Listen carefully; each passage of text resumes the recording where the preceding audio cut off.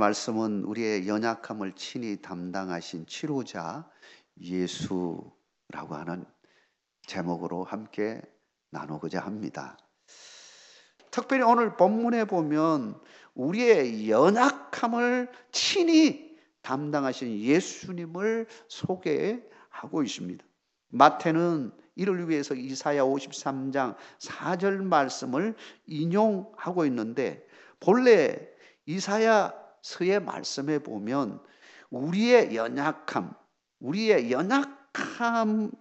대해서 말하는 것이 아니라, 사실은 본문 속에는 뭐라고 말하고 있냐면, 그는 실로 우리의 질구를 지고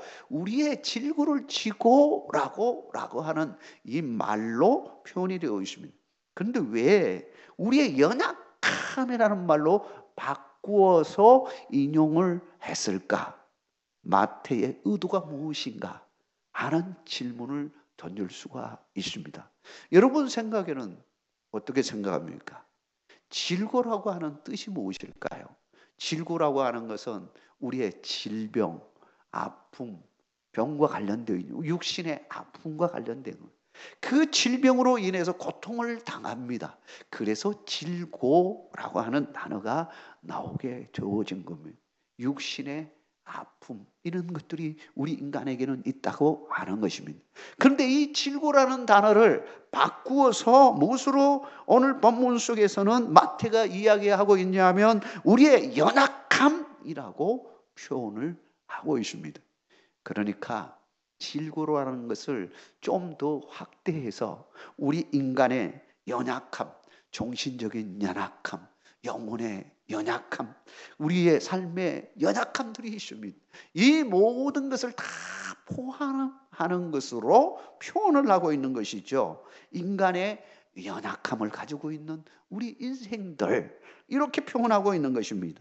사랑하는 성도 여러분, 우리의 연약함, 이 연약함을 통하여 하나님의 은혜를 누리는 귀한 은혜의 자리로 나가는 여러분 되시길 주의 이름으로 축복합니다. 그러기 위해서는 우리가 누구를 만나야 되느냐? 예수님을 만나야 됩니다. 예수님을 만나면 우리의 연약함이 변하여 강함이 되어지는 역사가 일어나게 되어지는 것입니다. 우리는 얼마든지 연약함에서 강함의 역사를 경험하고 나아갈 수가 있습니다. 그러기 위해서는 예수님을 만나야 됩니다. 그래서 오늘 본문책에서 예수님을 만났던 세 사람의 모습 속에서 치료자 대신 모든 걸 담당하신 예수님을 보려고 합니다. 첫째는 예수님은 제사장을 능가하는 치료자 되시는 예수님을 먼저 살펴보겠습니다. 본문의 1절에서 4절까지 나오는 나병 환자 치료 이야기가 이 치료 이야기 속에서 이를 발견할 수 있습니다. 한 나병 환자가 산에 숨어 살다가 이제 사람들이 많이 사는 이 동네로 내려온 겁니다. 그리고는 많은 군중들을 뚫고서 예수님을 만나기 위해서 그 군중들을 뚫고서 들어가서 예수님을 드디어 만났습니다. 그러고는 그가 말합니다. 주여 원하시면 저를 깨끗하게 할 수 있습니다 라고 간곡하게 치료해달라고 부탁을 합니다. 본래 나병 환자는 절대 무리 속에 올 수가 없습니다. 접근도 못합니다. 마을에 들어오려고 하면 마을 이 들어오는 입구부터 이미 거기에서 사람들이 돌을 던지면서 오지 못하도록, 음식이라도 이게 좀 먹을 거 이렇게 좀 구걸을 하려고 오면요 막 돌을 던지고 나단이 나는 겁니다. 우리나라에서도 나병 환자들을 따로 모아가지고 소록도에 여기에 거의 감금하듯이 나오지 못하게 그 섬에다가 갇혀놓고 거기서 치료하고 자연적으로 거기서 죽음을 맞이하게 하고 거기서 시신도 처리하고 이 모든 것이 거기서 이루어졌습니다. 다행히 치료가 되어져서 온 사람들은 그래도 이제 이 따로 되어 있는 그런 곳으로 애양원이나 이런 쪽으로 와서 사는 경우는 있었지만 병이 있을 때에는 놓을 수가 없는 것이 나병 환자예요. 근데 이 나병 환자가 그 많은 사람들을 뚫고서 왔다는 것은 그는 어떤 마음으로 왔느냐? 정말 죽을 각오를 하고 예수님을 찾아온 겁니다. 내가 맞아 죽을 수도 있다는 거죠. 죽을 각오로 예수님 만나려고 온 것은 무슨 의미일까요? 예수님만이 나의 병을 고칠 수 있다라고 하는 거예요. 그런 간절함을 가지고 이 나병 환자는 예수님을 찾았던 겁니다. 그러니 예수님이 그걸 모르시겠습니까? 그의 갈망을 아신 예수님은 망설임 없이 손을 내밀어서 그에게 대시며 내가 원하는 이 깨끗함을 받으라! 라고 선포했습니다. 그러자 깨끗해지는 역사가 일어나게 되어진 것입니다.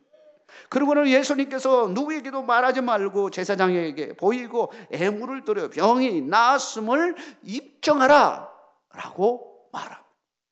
왜 이것을 일러주었을까요?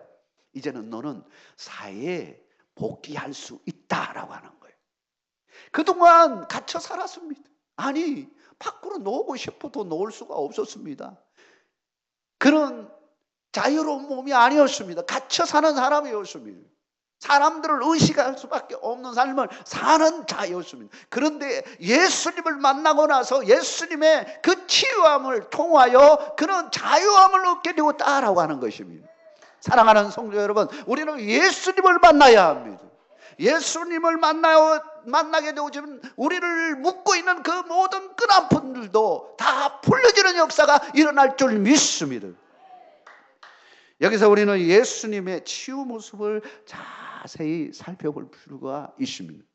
우리 주님은 직접 만져섰습니다. 그렇다면 예수님은 사람이라면 옮겨 붙을 것입니다. 전염될 것입니다. 그러나 예수님은 어떤 분이십니까? 예수님은 병을 고치는 분이십니다. 어떤 병도 고치시는 분이십니다. 그러니 예수님은 만져도 전혀 문제가 되지 않는 겁니다. 하나님의 권능의 모습을 볼 수 있는 것입니다. 우리 주님은 치유하시는 분이십니다. 사랑하는 성도 여러분, 우리 주님은 치료자이심을 믿으시기 바랍니다. 제사장은 중보일 뿐이었습니다. 중보자였습니다.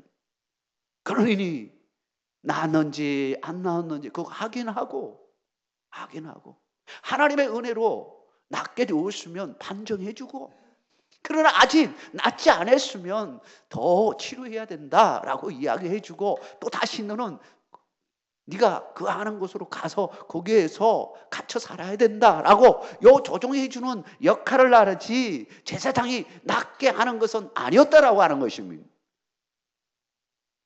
무엇보다도 우리 주님은 나병 환자의 그 피부를 만지는 그 순간 나병 환자는 어떤 마음이 들었을까요?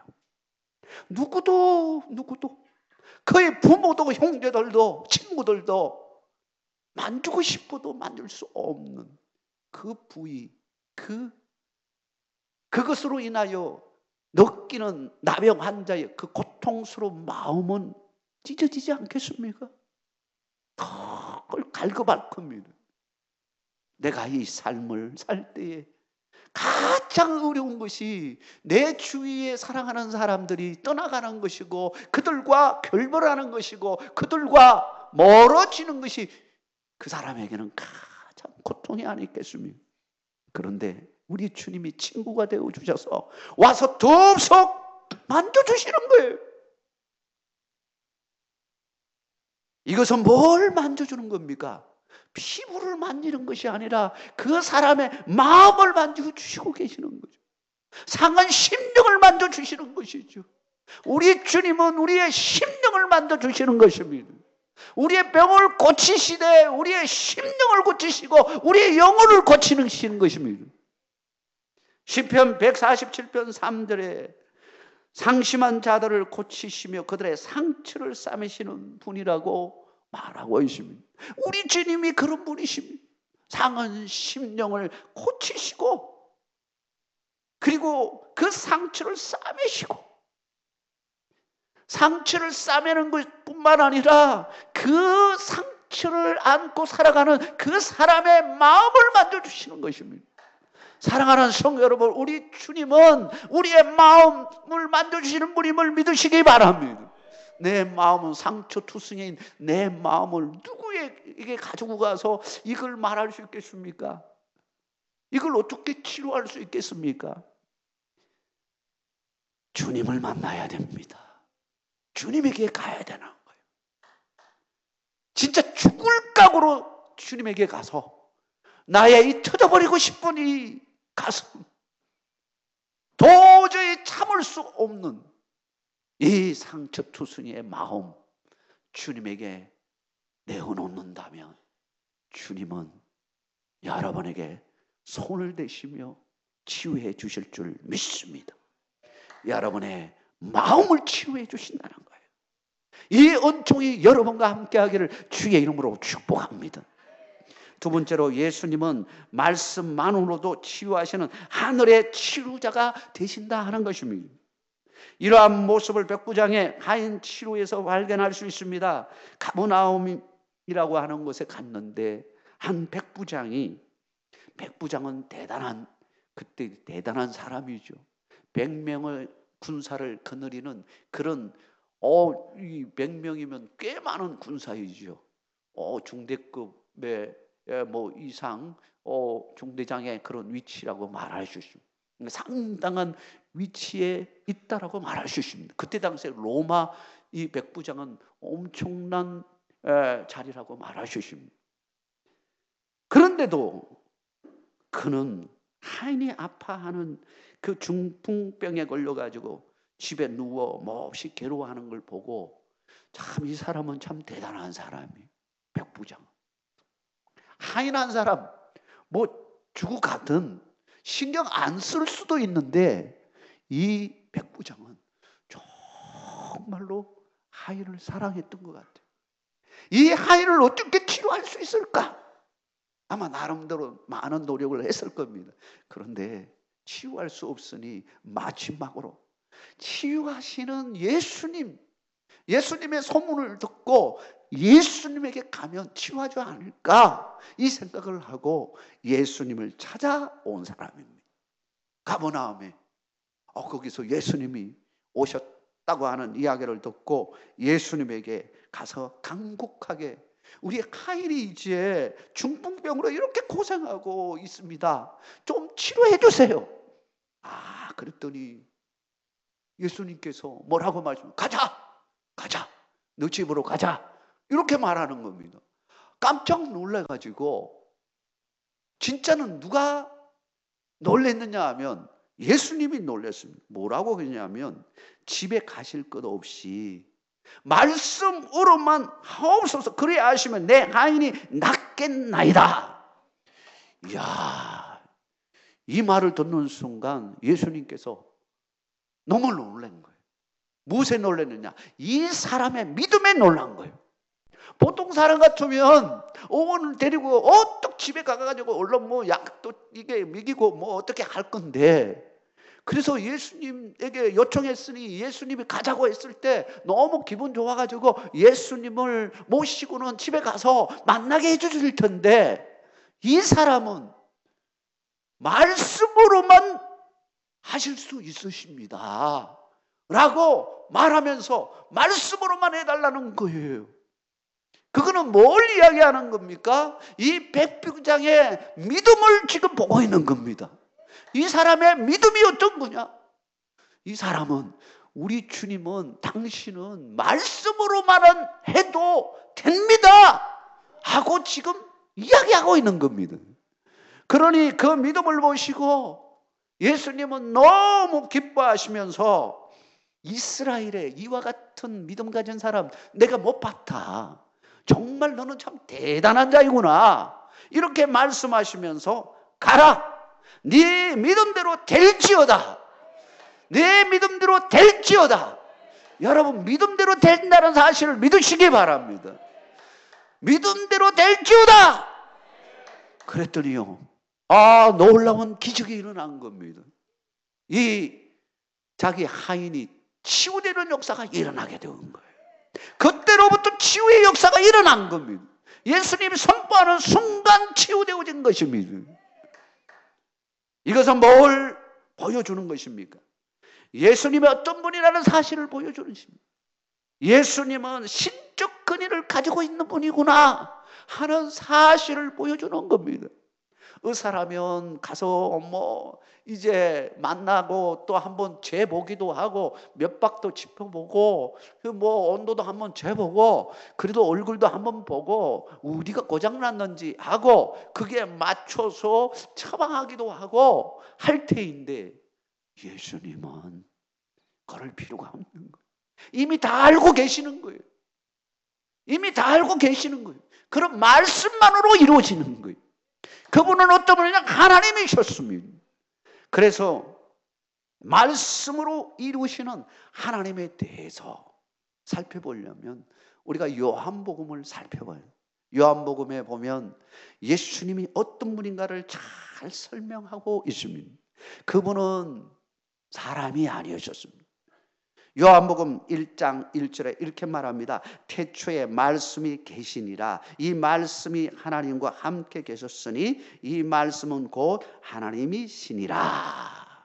누구를 가리켜서 지금 말씀이신 분을 이야기하고 있는 말씀, 여기서 말하는 이 말씀은 로고스라고 하는 이 말씀은 곧 예수님을 가리켜서 지금 말씀하고 있는 겁니다. 예수님은 삼위일체 하나님으로서 본래부터 계셨던 분이고 그 하나님은 말로 다 모든 것을 창조하시고 말로서 다 다스리는 분이시고 모든 주권을 가지신 하나님 그분이신. 근데 그분께서 요한복음 1장 14절에 말씀으로 계셨던 하나님께서 육신이 되어서 몸에 옷을 입고서 우리 가운데 거하심에 우리가 그의 영광을 보니 아버지의 독생자의 영광의 은혜와 진리가 충만하더라. 우리 주님은 원래 하나님이셨는데 말씀이셨던 그분께서 신적인 그런 분께서 인간의 몸을 입고 이 땅에 오셨다라고 하는 거예요. 그래서 그분께서는 말씀만 하더라도 놀라운 역사가 일어나는 겁니다. 말씀만 하더라도 귀신이 쫓아나가고 말씀만 하더라도 치유의 역사가 일어나고 이 놀라운 은혜의 역사가 일어나는 겁니다. 사랑하는 성도 여러분, 이 놀라운 은혜가 여러분과 함께 하기를 주의 이름으로 축복합니다. 예수님은 말씀만으로도 치료하는 치료의 근원이 되시는 것입니다. 바로 예수님의 신적 능력이 시공간을 초월하여 나타난 사건이 백부장 하인의 중풍병 치유 사건인 겁니다. 저는 이 속에서 다시 한번 묵상하면서 그 생각을 해보았습니다. 우리가 중보기도를 합니다. 특별히 금요일 날 우리가 중보기도하면서 한우를 위하여 많이 기도하게 되어지는데 우리가 기도할 때 하나님이 우리의 기도를 들으실까? 하나님이 역사하실까? 그런 이 인간적으로 보면 그런 이 퀘스천 마크가 들 때가 있습니다. 그러나 여러분 전혀 그런 염려하지 마십시오. 우리 하나님은 시공간을 초월하신 분이에요. 우리의 기도를 다 듣고 계시는 분이십니다. 그러므로 우리가 중보 기도할 때 하나님은 우리의 중보의 기도를 다 듣고 계십니다. 우리 하나님은 저 멀리 지금 치료받고 있는 자에게 우리가 가서 그렇게 기도하지 않아도 여기서 기도해도 하나님은 다 듣고 계십니다. 그리고 하나님께서 말씀하시고 역사하시는 것입니다. 사랑하는 성도 여러분, 그래서 우리는 중보기도가 그렇게 중요한 겁니다. 야고보서 5장 15절 16절에 이렇게 말합니다. 믿음의 기도는 병든 자를 구원하리니 주께서 그를 일으키시리라. 혹시 죄를 범하였을지라도 사하심을 받으리라. 그러므로 너희 죄를 서로 고백하며 병이 낫기를 위하여 서로 기도하라. 의인의 강구는 역사하는 힘이 큼이니라.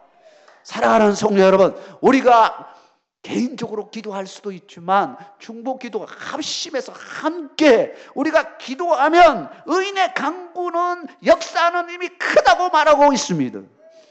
우리의 기도를 들으시는 하나님께서 놀라운 방법으로 치유하시는 것입니다.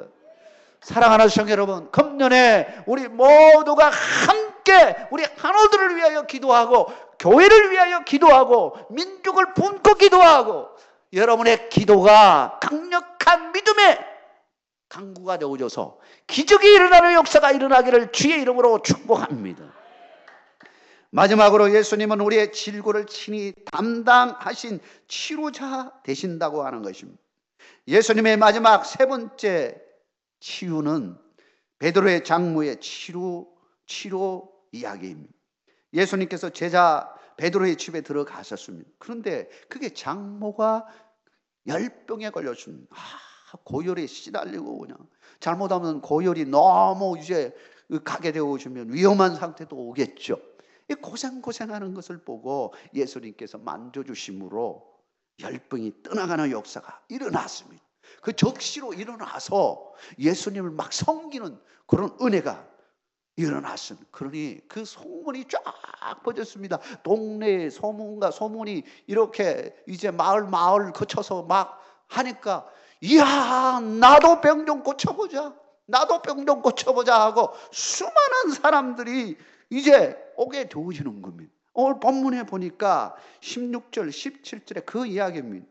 예수님께서는 그렇다면 그 병자들을 어떻게 했냐, 일일이 다 말씀으로 기도해 치유해줘요. 근데 본문을 여기서도 주의해서 살펴봐요. 딱 보니까 다 치료하셨다. 다 짜가 놓으면 딱 한자로 돼 있지만 다 치료하신 거예요. 그러니까 우리 주님은 오는 사람마다 다 치유해 주신 거예요. 거기는 뵐 사람들이 다 있는 거예요. 보이지 않는 사람도 있을 것이고 뭐 다리 저는 자도 있을 것이고 또 여러 가지 병에 걸려가지고 치료가 안 되어져서 여러 계통의 그런 환자들이 있을 겁니다. 마음의 병에 걸린 사람도 있을 것이고 육신의 아픔뿐만 아니라 영적으로 그냥 미쳐가지고 그냥 귀신에 들린 사람도 있을 것이고 그런 다 각종의 사람들 다 우리 주님은 다 치료하셨다는 거예요. 우리 주님은 못 고칠 병이 없음을 믿으시기 바랍니다. 다 고친 거예요.